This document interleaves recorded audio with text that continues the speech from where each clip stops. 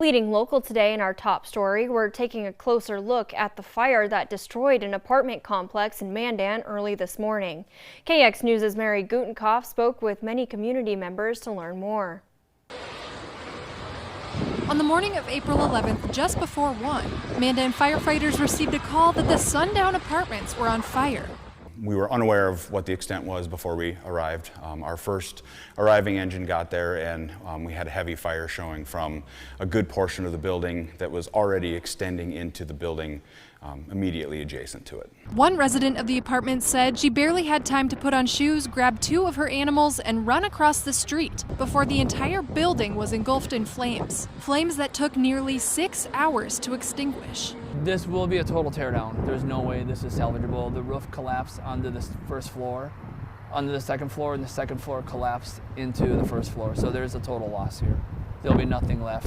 As for the residents, many lost everything they had.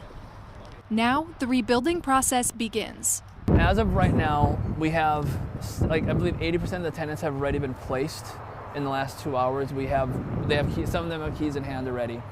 Any tenant that can or has some other plans, they will have their deposit in hand by end of day. People affected by the fire say they're finding glimmers of hope in the terrible situation. We were able to rescue some cats after the fact, so there is a little bit of light in this bad day, but overall, we're making the best that we can of a bad situation. Like I said, everyone was safe, everyone's been placed. And the community has been quick to extend a hand, whether it's the Lions Club providing lodging for displaced families, American Red Cross providing services and food, or even Cappuccino on Collins providing a cup of coffee for the firefighters.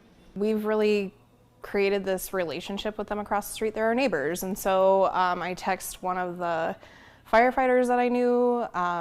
It's Shane, he's the battalion chief, and I was like, hey, if anybody needs coffee, you guys have had a really long night, send them on over and you guys can have whatever. I think we have a wonderful community that always supports us in everything that we do, especially when we have these big events. It really comes out in the community, and Mandan's a fantastic place, and the community is just awesome to us, and we really appreciate it. Though the fire has caused a devastating loss, it has proven the strength of the Mandan community in helping those affected to rise from the ashes.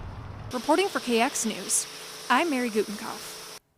Fire Battalion Chief Shane Welticall says that the fire is still under investigation, but right now it looks like it was an accident.